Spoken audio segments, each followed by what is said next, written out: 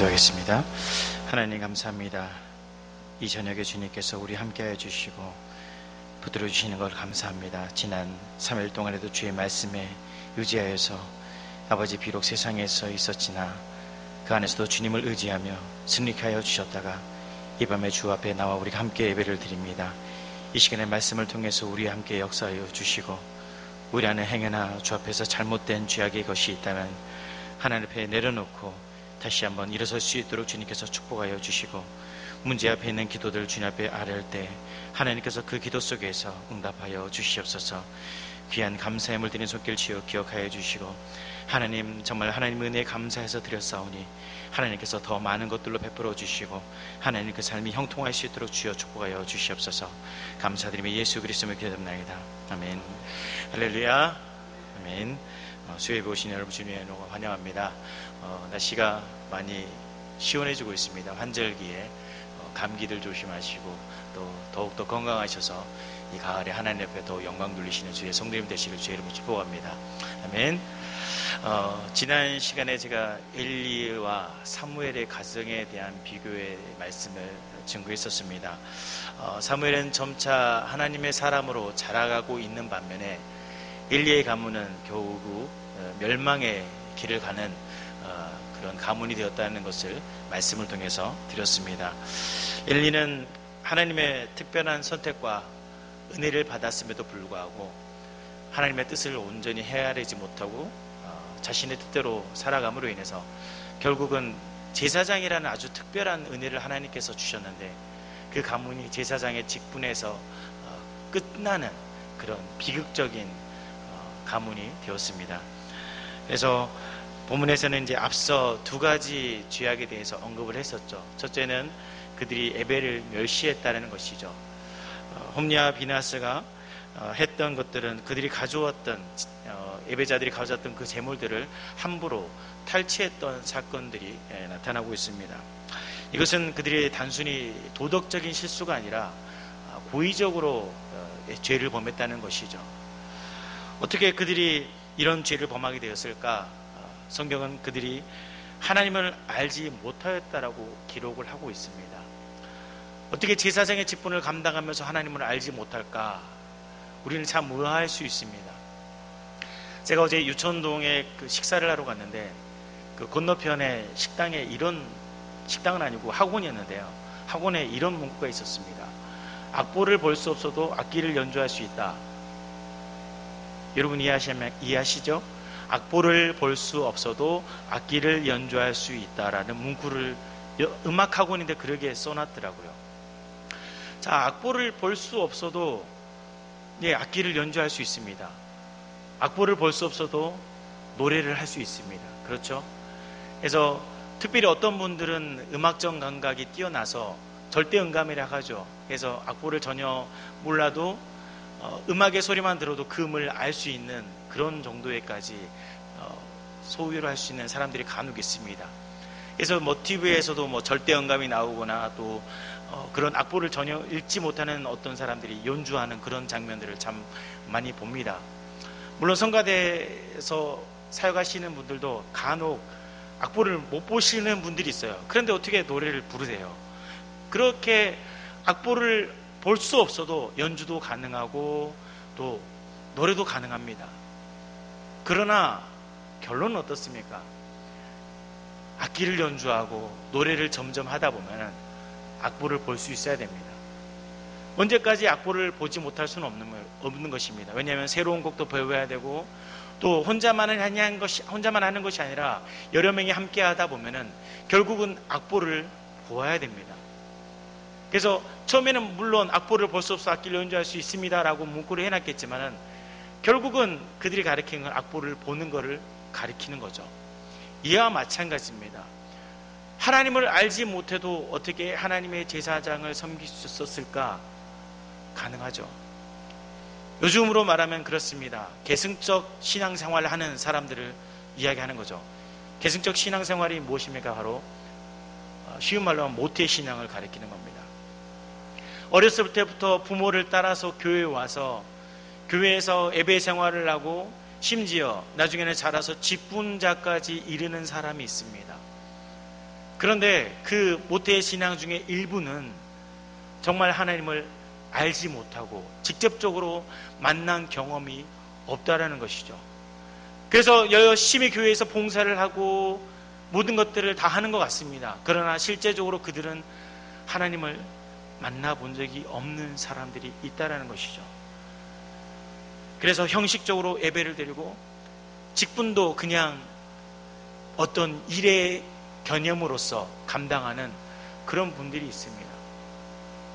그렇게 하나님을 만나지 못하고 예배를 드린다, 사명을 감당한다, 얼마나 비극적인 일일까요?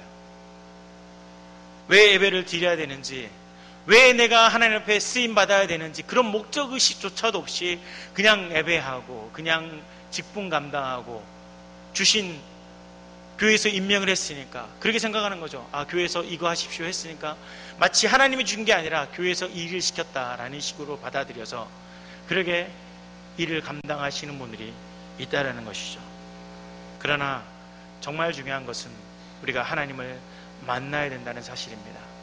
하나님을 만나지 않고서는 신앙생활이 계속해서 유지될 수 없는 것입니다. 악보를 볼 수 없어 악기를 연주할 수 없는 그 말처럼 처음에는 예배를 드릴 수 있겠죠. 직분을 감당할 수 있겠죠. 그러나 언제까지 예배를 드릴 수 있고 언제까지 직분을 감당할 수 있을까요? 하나님을 만나지 못한다면 그 예배와 그 직분은 결국은 아무 소용이 없는 것입니다. 하나님을 만나는 것이 중요한 것입니다. 그 다음에 그들이 했던 죄악은 바로 음행이었죠. 그리고 또 성소 안에서 하나님 앞에 제사를 드려지는 그 가운데서 그들이 음행을 했다는 것입니다.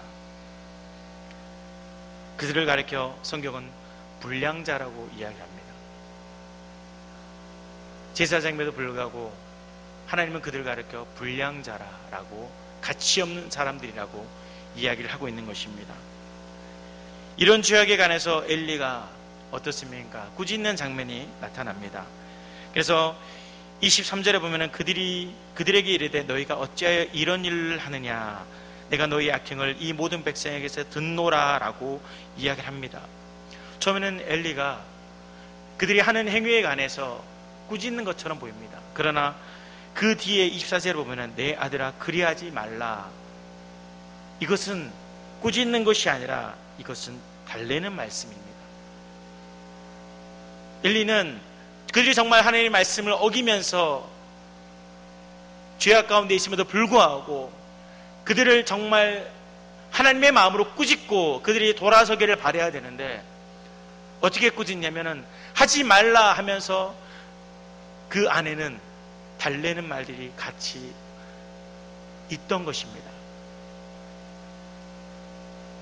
한마디로 엘리는 그 마음속에 하나님보다 자식에 대한 생각이 더 강했다는 것이죠.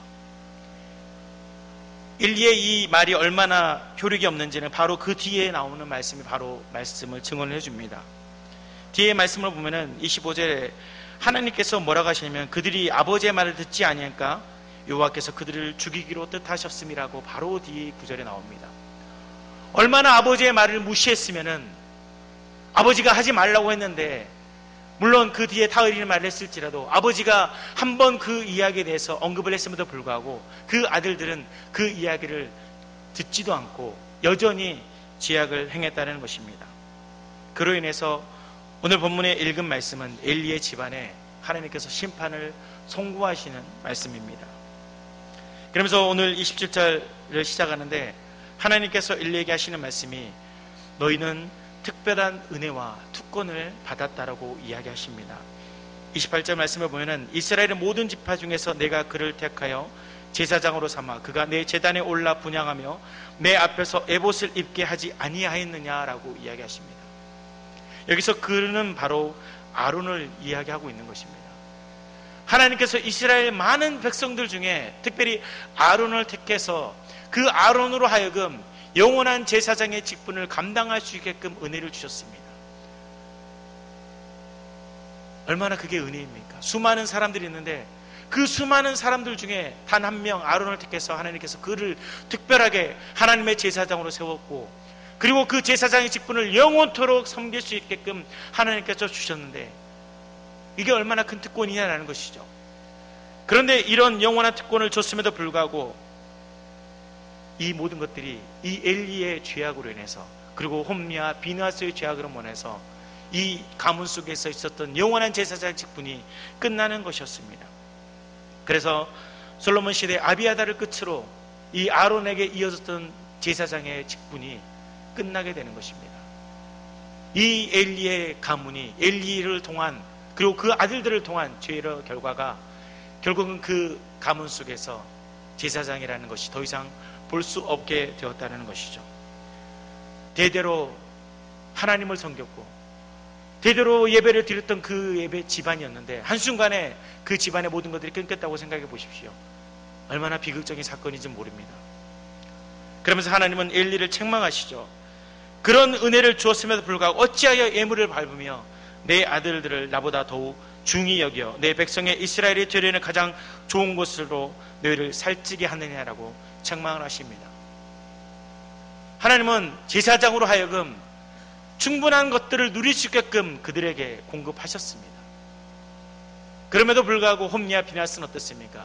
자신의 이익과 욕정을 참지 못해서 자신들 마음대로 자신 사람들의 것을 빼앗고 음행을 저질렀다는 것입니다.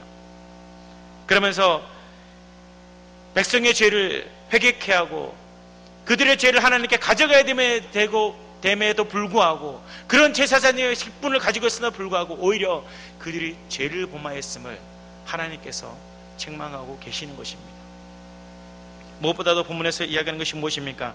하나님보다 아들들을 더욱 귀히 여겼다라고 엘리를 책망하십니다.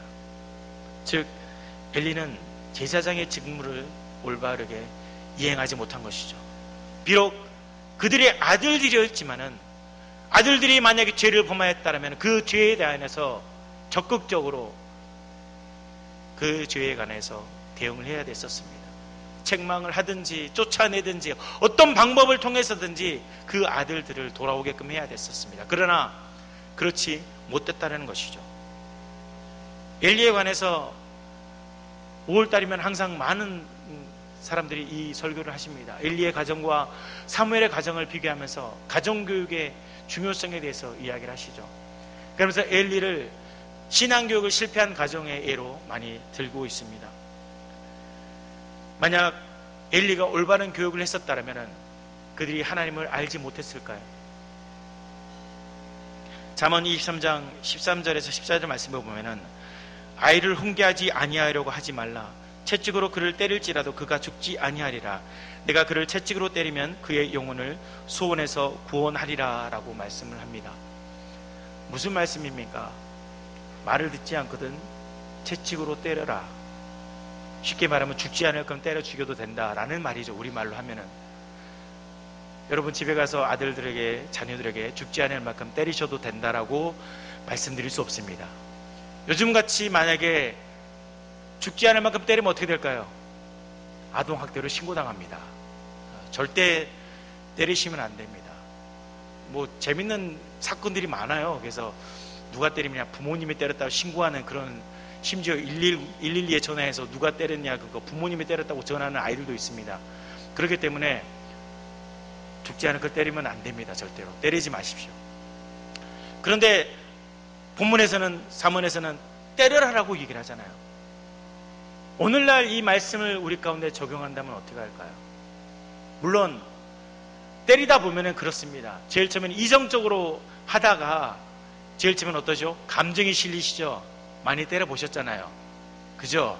저도 때려봤습니다. 저희 애가 뭐 때릴 데가 어디 있냐고 8살, 5살인데 때릴 데가 어디 있을까 하지만은 첫째 같은 경우는 5살도 되기 전에 저한테 맞은 것 같습니다. 둘째는 조금 요즘에 좀 덜 맞더라고요. 근데 첫째는 좀 많이 맞았습니다. 그런데 때릴 데가 어디 있는지, 근데 때리게 됩니다. 말을 안 들으니까. 발바닥을 잡고 때렸죠. 그런데 때리다 보면 어떨까요? 점점 감정이 실리는 거예요. 이성이 아니라 점점 화가 나는 겁니다. 말을 안 들어? 그렇게 때리게 되는 거죠. 그렇기 때문에 때리는 것은 결코 좋지 않은 것 같습니다. 그런데 이 말씀을 오늘날로 얘기한다면 그렇습니다. 자녀들을 위해서 기도해야 된다는 것이죠. 그리고 훈계를 같이 해야 된다는 것입니다. 매를 들지 않더라도 정말 잘못됐으면 그 죄에 관해서, 너가 잘못한 것에 관해서 깨닫게끔 계속해서 주시할 필요가 있고, 아이가 그 죄에 관해서 멀어지게끔 해야 될 것이 바로 부모의 책임이라는 것이죠. 그리고 더 나아가서 말씀드리면, 부모가 아이들로 하여금, 자녀들로 하여금 그 길을 걸어갈 수 있게끔 본이 되는 것이 되어야 된다는 것입니다. 무엇보다도 이 엘리의 영적 상태에 대해서 나중에 말씀드리겠지만은, 엘리의 영적 상태가 무능했기 때문에 바로 이러한 결과가 있었다는 것이죠. 엘리가 정말로 하나님의 말씀에 깨어 있었다라면은 그의 자녀들에게 그에 관해서 말씀했을 때, 죄에 관해서 언급을 했을 때 그 영적 강함에 의해서 아마 자녀들이 회개했을 것입니다. 그러나 점점 엘리는 쇠약해졌고 그 안에서 점점 영적으로 무능했던 것입니다. 그래서 자녀들조차도 그의 말을 듣지 않았다는 것이죠. 그리고 본문에서 가장 중요한 것은 그가 하나님보다 아들들을 더욱 귀히 여겼다는 사실이죠. 즉 엘리에게 자녀들은 우상이었습니다. 요즘 시대에도 자녀들을 우상으로 삼고 있는 분이 얼마나 많습니까? 자녀들의 성공을 위해서 그렇게 기도하시고 애쓰시는 분이 참 많이 있는데, 그게 도리어 잘못돼서 우상이 되는 경우가 참 많이 있습니다. 예를 들어 자녀가 주일날 예배를 드리고 또 기관에서 초등부든 중등부든 청년부에 가서 거기서 직분을 맡고 회장이든 부회장 여러 가지 직분을 하지 않습니까? 그런 직분을 맡는 거에 대해서 부모님들이 비관적으로 말씀하시는 분들이 참 많이 있습니다. 특히 고등학교가 돼서 회장을 맡고 있으면, 회장이나 부회장 무슨 직분을 맡고 있으면, 네가 공부할 때인데 무슨 교회에서 직분을 맡을 때냐, 네가 취업을 할 때고 지금 시험 준비가 있는데 무슨 직분을 맡아야 되냐, 지금은 잠시 안 해도 된다, 주일날 예배 드리는 거 아니 지금은 잠시 내려놓고 가서 학원 가서 공부해라, 그렇게 반대로 말리시는 분들이 있습니다. 오히려 자녀가 예배를 드리지 않고 공부하러 간다고 하나님의 일보다 자신의 성공을 위해서 살아갈 때 부모들이 말려야 되는 것이 아닙니까? 부모들이 예배를 드릴 수 있게끔 해야 되는 거고 하나님이 가장 우선시 돼야 된다라고 말해야 되는 것이 아닙니까? 그런데 그게 반대로 돼서 자녀를 말리는 것입니다. 하지 못하게 막는 것입니다. 그런 부모들을 참 많이 봅니다. 그 결과가 어떻습니까? 바로 하나님을 알지 못하게 된 것입니다. 하나님을 알지 못하게 되니까 그것이 거기서 끝나는 것이 아니라 한 가정이 멸망의 길을 가는 것이었죠. 엘리뿐만 아니라 홈리와 비나스까지도 하나님께서 그 뒤에 말씀하신 건 무엇입니까? 한 날 한시에 다 죽게 된다라고 말씀하지 않으십니까? 그의 자녀들이 잘못 길로 갔을 때 엘리가 올바른 훈계만 했을지라도 이 가정에 이렇게까지 풍비박산이 되지는 않았을 것입니다. 그러나 영적인 리더십이 무능했고 또 하나님보다 자녀를 더욱 사랑했기에 결국은 이 가문에 이러한 일들이 있었다는 것이죠. 그래서 본문에서는 세 가지의 심판을 이야기하고 있습니다. 먼저 엘리의 후손들이 젊어서 죽는다는 이야기죠. 한마디로 어렸을 때부터 연약하게 태어난다는 것입니다. 다 연약하게 태어나서 수대로 못 살고 다 젊어서 죽게 된다는 사실이죠. 이것은 아브라함에게 하나님께서 축복하신 내용과 정반대된 것입니다. 하나님께서 많은 민족을 아브라함에게 축복하셨지 않습니까? 이 안에는 장수까지도 포함되어 있는 것입니다. 그러나 지금 엘리에게 임하는 저주는 너희 가정 가운데 노인이 없을 것이다 라는 것이죠. 장수하는 자가 없습니다. 다 일찍 죽게 되는 것이죠. 또한 엘리는 더 이상 축복의 가문이 되지 못합니다. 32절에 보면 이스라엘은 모든 복을 내리는 중에 너는 내 초소의 환난을 볼 것이라는 말씀을 볼 수 있습니다. 다시 말하면 이게 무슨 뜻이냐면 이스라엘이 복을 받는 과정 속에서도 너는 그 복을 받지 못할 것이다라는 것이죠. 남은 복을 받을지라도 너는 복에서 제외된다는 것입니다. 그래서 다른 번역본에는 이렇게 해석을 합니다. 너는 이스라엘에게 내린 모든 복을 시기의 눈으로 바라볼 것이다 라고 번역하는 것도 있습니다. 다 축복을 받는데 이 엘리의 가문만은 축복을 받지 못하는 가문이 된 것입니다. 그리고 마지막으로 임했던 심판이 무엇이냐면 바로 부끄러움이었습니다. 본문 36절을 보면 내 집에 남은 사람이 각기 와서 은 한 조각과 떡 한 덩이를 위하여 그에게 엎드려 가로되 청하노니 내게 한 제사장씩 분을 맡겨 나로 떡 조각을 먹게 하소서 하리라 라고 말씀합니다. 이 말씀이 무엇이냐면은 한마디로 과거에는 엘리의 가문들이 어떻습니까? 풍성했었습니다. 먹을 것이 넘쳤죠. 하나님께서 은혜를 주셨기 때문에 항상 모든 것들을 공급받을 수 있었습니다. 그러나 하나님께서 심판하심으로 인해서 엘리의 가문이 어떻게 되냐면 떡 한 조각을 얻기 위해서 제사장의 한쪽 귀퉁이에 가서 제발 좀 하나만 하게 해주십시오 라고 구걸하게 된다는 것이죠. 하나님께서 철저하게 이 엘리의 가문을 심판하십니다. 어쩌면 이 가문에게 임한 저주가 너무 과한 것이 아닐까 생각이 될 수 있습니다. 장수도 사라졌죠. 부끄러움으로써 구걸하고 살아야 됩니다. 다들 복을 받는데 복을 받지 못합니다. 너무 과한 것이 아닐까 생각할지 모르지만 하나님은 그들에게 기회를 주셨습니다.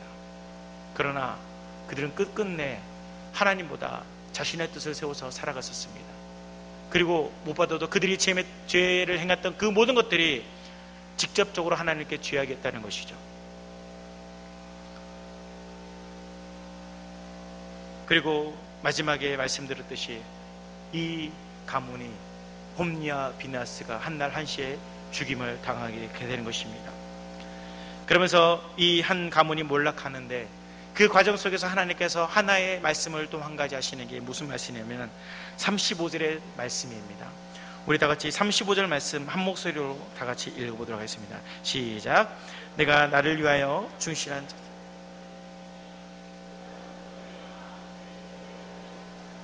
내가 그를 위하여 세르니 그가 나의 기름 부음 받는 자 앞에서 영구히 행하리라. 아멘. 여기서 하나님께서 엘리의 가문을 저주를 하시면서 등장하는 말씀이 충실한 제사장을 세우시겠다는 말씀을 하고 있습니다. 여기서 충실하다는 것은 견고하여 믿음이 흔들리지 않는 것을 가리킵니다. 즉 상황에 따라서 움직이는 것이 아니라 어떤 시간이든 어떤 환란이든 모든 상황 속에서도 그 믿음이 끝까지 동일하게 있는 것을 바로 가리키는 것이죠. 이 충실한 제사장이 누구일까요? 바로 사무엘을 가리키는 것입니다. 사무엘은 어떻습니까? 엘리의 아들들과 달랐습니다. 사무엘의 죄에는 언제나 죄가 가득했죠. 엘리뿐만 아니라 엘리의 아들들이 성소 안에서 행했던 모든 죄들을 사무엘은 어렸을 때부터 보았습니다. 주위에 수많은 죄들이 넘쳐났습니다. 당시의 사회 속의 분위기도 그랬죠. 술 취해서 와서 성소에서 술 취한 사람들이 넘쳐나 있었고 아무렇지 않게 제사를 더 내고 엘리의 자녀들 또한 그런 죄를 행하는 그 속에서 사무엘은 자라가야 됐었습니다. 어머니가 곁에 있었던 것도 아니고 그 누가 그에게 하나님의 말씀을 가리키고 지켜주는 자가 없었습니다. 그럼에도 불구하고 성경은 사무엘이 하나님의 사람으로 점점 자라갔다라고 말씀하고 있지 않습니까? 그는 그 주위에 있는 수많은 죄의 유혹이 있음에도 불구하고 그가 처음에 하나님께 부르심을 받고 어머니를 통한 하나님의 일을 경험했을 때 그것을 믿고 처음부터 끝까지 견고하게 믿음으로 살아갔다는 것입니다. 바로 충실한 제사장이라는 것이죠. 우리 주위에도 어떻습니까? 우리가 신앙을 지켜나가기가 참 힘듭니다. 우리 주위에 수많은 죄의 유혹들이 가득한 것이 얼마나 많습니까? 교회에 오는 과정 속에서도 수많은 사람들이 우리를 유혹합니다. 오늘은 교회 가지 말고 나랑 어디 가자. 그런 사람들이 간혹 있잖아요. 퇴근해서 집에 오는 길에 오늘은 수요예배가 있는데 갑자기 회사에서 회식하자는 얘기를 하고 자꾸 하나님께 예배하는 시간들을 빼앗으려고 하는 유혹들이 시시때대로 다가옵니다. 보이는 것, 듣는 것, 수많은 것들이 우리를 유혹하는 거죠. 그런 시대 속에서 우리가 신앙생활하는 것 너무나도 힘든 것입니다. 그러나 하나님 우리에게 요구하십니다. 충실한 제사장으로서의 삶을 살기를 원하시는 거죠. 믿음 안에서 흔들리지 아니하고 오직 하나님을 믿고 끝까지 나아가기를 우리에게 요구를 하시는 것입니다. 그러므로 우리 성도님들, 우리 주위에 수많은 죄의 유혹이 있을지라도 이 사무엘과 같이 죄 가운데 싸워서 이기시기를 주의 이름으로 축복드립니다. 아무리 수많은 유혹이 내게 올지라도 나는 하나님께 가야 된다, 하나님께 서야 된다, 아무도 보는 사람이 없을지라도 하나님께 예배하는 우리 성도님 되시길 주의 이름으로 축복합니다. 더 나아가 이 충실한 제사장에 가르쳐 본문은 뭐라고 하냐면 하나님의 뜻대로 행하는 자라고 말을 하고 있습니다. 이 말씀은 당시 시대 상황과 완전히 반대된 말씀입니다. 당시 시대 상황이 어떻습니까? 사람들이 각기 소견에 옳은 대로 행했던 시대였죠. 엘리조차도 하나님의 뜻이 아닌 자신의 뜻대로 살아가던 시대였습니다. 하나님의 뜻은 그의 자녀들에게 올바른 훈계와 징계가 필요했는데 엘리는 자신의 소견에 옳은 대로 그 자녀들을 감쌌습니다. 책망하지 못했죠. 올바르게 그들을 가르치지 못했습니다. 다시 말하면 제사장임에도 불구하고 그는 하나님의 뜻보다는 자신의 뜻을 앞세워서 살아갔다는 것이죠. 이 사무에서 주는 메시지는 하나님의 뜻대로 행하는 자들이 어떻게 살아가는지를 보여주는 것입니다. 그래서 사사기에 등장하는 사람들이 각기 소견에 옳은 대로 행했던 그 시대 속에서 하나님께서 어떤 사람들을 세워나감으로 그 사람들로 통해서 하나님의 뜻이 어떻게 이루어지는지, 하나님의 뜻대로 살아가는 것이 어떤 모습인지를 보여주는 것이 이 사무엘서입니다. 그가 바로 사무엘이고 그 뒤에 나오는 다윗입니다. 하나님이 다윗을 말하기를 내 마음에 합한 자라고 말씀하지 않으십니까? 다시 말하면 하나님의 뜻대로 행하는 자라는 말씀입니다. 특히 베세메스에 올라가는 두 소의 이야기를 잘 아실 겁니다. 나중에 이 본문을 또 다루게 되겠지만 이 베세메스에 올라가는 그 소의 이야기는 하나님의 말씀에 순종하는 이야기를 하고 있는 것입니다. 뒤에 있는 자신의 새끼를 두고서 하나님께서 명령하신 그 길을 가는 그 작은 미물을 통해서 하나님께서 말씀하시는 거죠. 이 작은 미물조차도 하나님 앞에 뜻에 순종하거늘 너희는 어찌하여 내 말에 순종하지 않느냐라는 것을 우리에게 질문하고 계시는 것이 바로 이 베세메스의 소의 이야기입니다. 그렇다면 우리는 과연 하나님의 뜻대로 행하고 있는지를 우리는 살펴볼 필요가 있겠죠. 마태복음 7장 21절에 예수님께서 말씀하시기를 하늘에 계신 내 아버지의 뜻대로 행하는 자라만한 자라야 내 아버지의 나라에 들어갈 수 있다고 말씀하시죠. 아무리 주여 주여 부르는 자가 아니라 내 아버지의 뜻대로 행하는 자가 하나님 나라에 들어간다고 이야기하셨습니다. 이 사람들은 어떤 사람입니까? 하나님의 이름으로 사역할 수 있습니다. 하나님의 이름으로 직분 맡을 수 있습니다. 하나님의 이름으로 예배할 수 있습니다. 그러나 그 안에는 예수님이 없다는 것이죠. 진정한 하나님이 없다는 것입니다. 마치 분주하게 뛰어다니면서 하나님의 일을 하는 것처럼 보이지만은, 겉으로는 그럴싸하게 보이지만은 그 안에는 말씀이 없고 내 원대로, 내 뜻대로, 내가 하고 싶은 대로 하는 것이죠. 자신의 이익을 위해서 하나님이 원하시는 방법이 아닌 내가 원하는 방법대로 하는 것입니다. 그런 자들을 가리켜 하나님께서는 결코 하나님 나라에 들어갈 수 없다고 말씀하시는 거죠. 내 아버지의 뜻대로 어떤 일을 하든지 하나님의 뜻대로 행하는 자만이 하나님 나라에 들어간다고 말씀하시는 겁니다. 그러면서 예수님께서 겟세마네의 기도에서 보여주시는 장면이 있죠. 어떻습니까? 땀방울이 핏방울이 되도록 예수님께서 기도하시죠. 제발 이 잔을 내게서 피할 수 있다라면은, 다른 방법이 있다라면은 그 방법을 좀 해봤으면, 그 방법을 택할 수 있다라면 얼마나 좋았을까. 그 고통 속에서 예수님은 부르짖습니다. 그러나 예수님의 기도의 결론은 무엇입니까? 매번 똑같습니다. 아버지의 뜻대로 하라는 것이죠. 내 뜻이 아닌 하나님의 뜻, 아버지의 뜻. 나는 비록 저 십자가를 지는 것이 너무나 고통스럽고 어렵지만은 아버지가 원하신다면 아버지의 뜻대로 나는 가겠습니다라고 고백하는 것이 바로 예수님께서 아버지의 뜻대로 행하는 삶의 모습을 보여주시는 것이었습니다. 또한 사도행전 16장에 나타나는 바울도 어떻습니까? 바울은 하나님께서 주신 사명을 감당하면서 복음을 아시아에 전파하고자 했습니다. 그런데 하나님께서 아시아가 아닌 마게도냐를 건너 자꾸 유럽 쪽을 향하게 하십니다. 그러나 바울은 자신에게 여전히 아시아에 대한 소망이 있었습니다. 나는 여전히 이곳에서 복음을 증거해야 된다고 생각을 했었죠. 그러나 성경에서는 그렇게 이야기합니다. 성령께서 이 일을 막으셨다고 이야기를 합니다. 처음에는 그럼에도 불구하고 자신의 소견에 옳은 대로 아시아에서 복음을 증거하려고 하죠. 그러나 하나님께서 환상을 통해서 보여주시죠. 그래서 바울은 선택을 합니다. 내 뜻이 아닌 아버지의 뜻대로 빌립보를 향해서 나아갑니다. 유럽을 향해서 복음을 증거하게 되는 것입니다. 우리를 향한 하나님의 뜻이 어디 있을까요? 여러분은 그 하나님의 뜻에 순종하고 계십니까?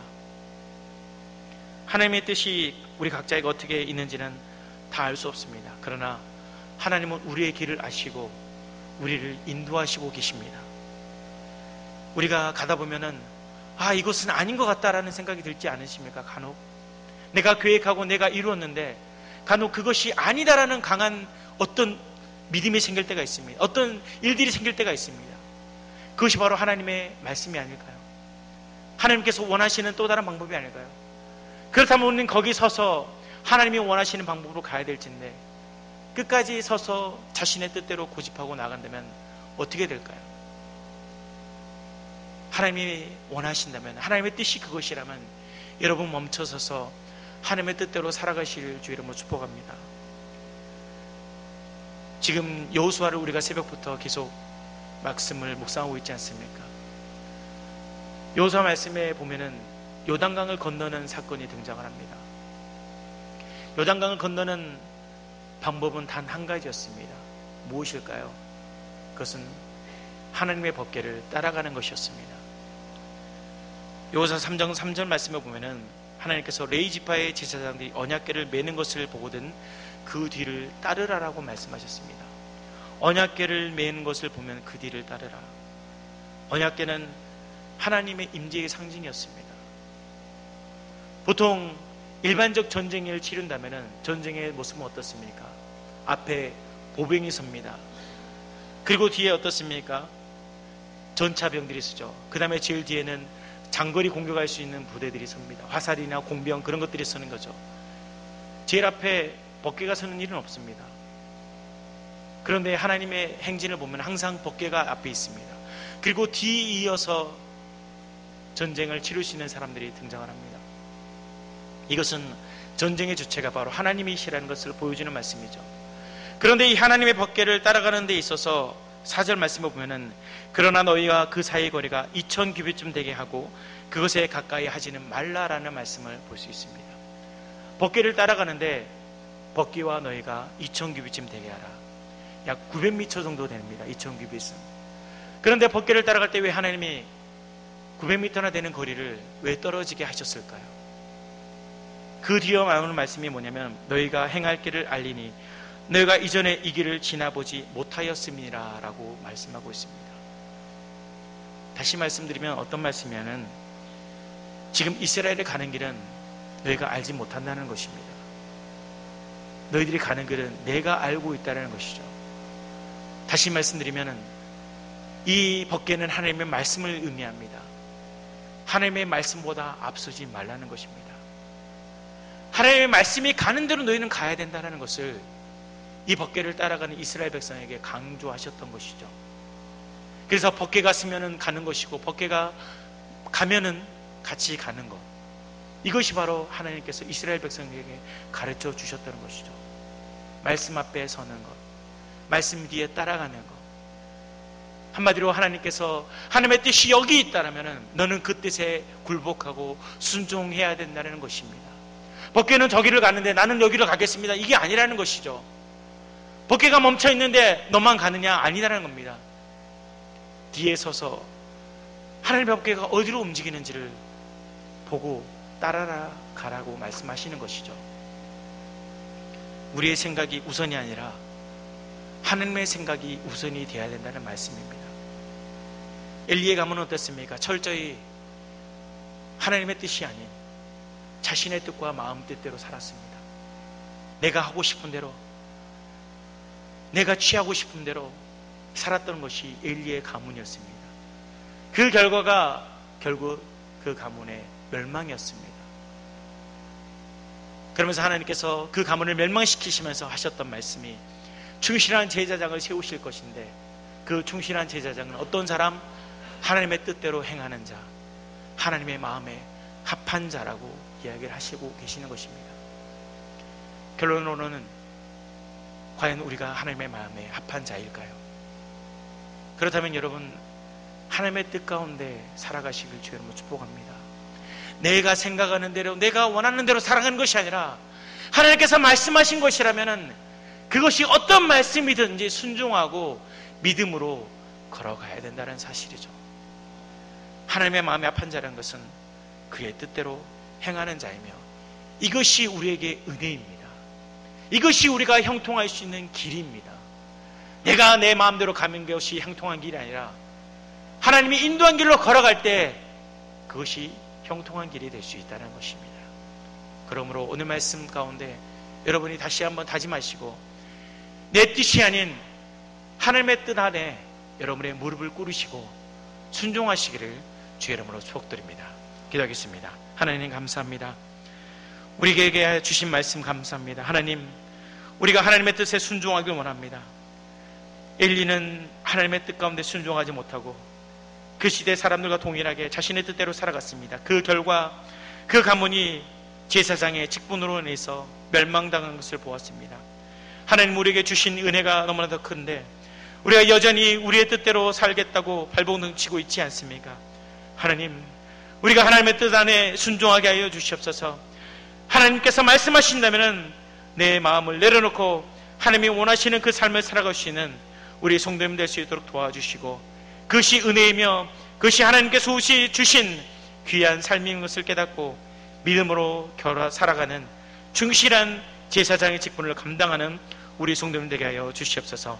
감사드리며 예수 그리스도를 기도합나이다. 아멘.